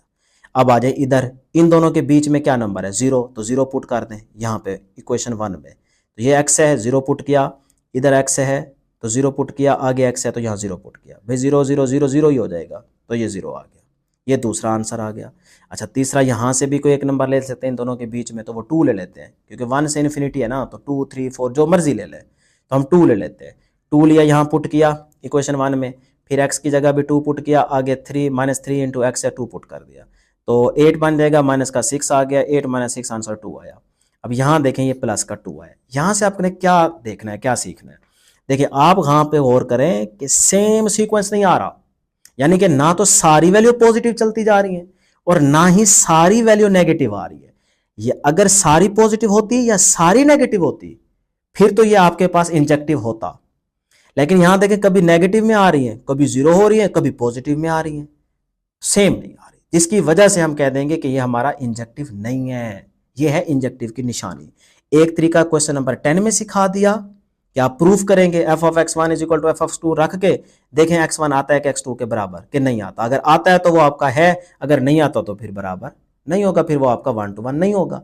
लेकिन दूसरा तरीका ये था, ये भी आपको आना चाहिए, इसीलिए मैंने यहाँ पे किया है कि सिंपल पहले इसका डेरिवेटिव ले, यहाँ से आपने डेरिवेटिव ले लिया, g ऑफ प्राइम x को यहाँ पे 0 पुट करें, यानी कि जो डेरिवेटिव लिया उसको 0 के इक्वल रखें, यहाँ से x निकाल लें। x जैसे ही निकलेगा इस तरह से इंटरवल सेट हो जाएंगे, ठीक है, 3 इंटरवल सेट हो गए, इसी से आए हैं। फिर आप इन दोनों के बीच में कोई नंबर लें, उसकी वैल्यू क्वेश्चन नंबर 1 में पुट करके आंसर निकालें, फिर इन दोनों के बीच का नंबर लें, वो यहाँ पुट करके आंसर निकालें, फिर यहाँ से कोई बीच का नंबर लें, यहाँ पुट करके आंसर निकालें। देखें कि वो आंसर सारे पॉजिटिव में आ रहे हैं, सारे नेगेटिव में आ रहे हैं कि नहीं आ रहे। अगर सारे पॉजिटिव है, सारे नेगेटिव है, तो इसका मतलब ये आपका 1 to 1 है। अगर मिक्सअप खाता चल रहा है तो फिर आप कह देंगे कि ये हमारा इंजेक्टिव फंक्शन नहीं है। तो फिर ये देखें g of x is not injective, क्योंकि हमारा यहाँ पे आंसर डिफरेंट आ रहा है, कभी पॉजिटिव कभी नेगेटिव। आसान था ना ये मेथड भी, तो 2 मेथड आपको करा दें, जो आपको अच्छा लगे वही आप लेके चले, ये ज्यादा आसान है, मुझे ये अच्छा लगता है। अब बैजी उसने कहा था एंड सर्जेक्टिव, कि यह फंक्शन सर्जेक्टिव है कि नहीं है। तो सर्जेक्टिव के लिए मतलब ऑन टू के लिए कंडीशन हमने बता दी थी कि कोडोमेन रेंज के बराबर होनी चाहिए, तो फिर वो ऑन टू फंक्शन होगा। अगर कोडोमेन रेंज के बराबर नहीं है तो फिर वो आपका ऑन टू फंक्शन नहीं होगा। तो फिर यहाँ पे देखें g of x = x³ - 3x है ना, तो इसमें जो डोमेन आपके पास आई है g ऑफ x की, वो क्या है, रियल नंबर। कोई भी नंबर पुट करेंगे आंसर रियल नंबर आएगा, ना तो यहाँ स्क्वायर रूट है ना ही डिनोमिनेटर है। तो फिर इसका मतलब यहाँ पे जो मर्जी रियल नंबर आप पुट करें तो डोमेन आपकी रियल नंबर में एग्जिस्ट कर रही है। इसी तरह से रेंज g ऑफ x की क्या होगी, वो भी रियल नंबर, जो पुट नंबर करोगे आंसर क्या आएगा, रियल नंबर, तो वो रेंज भी क्या आ गई, रियल नंबर। तो लिहाजा वो जो आपकी रेंज आई है वो फिर क्या है, कोडोमेन के इक्वल है, तो कोडोमेन रेंज के इक्वल है ना। देखो ये भी रियल, ये भी रियल, तो फिर हम कह सकते हैं कि ये आपका सर्जेक्टिव है, तो ये आपका सर्जेक्टिव है, लिहाजा ये आपका ऑन टू फंक्शन है। लो जी, ये था क्वेश्चन नंबर 11।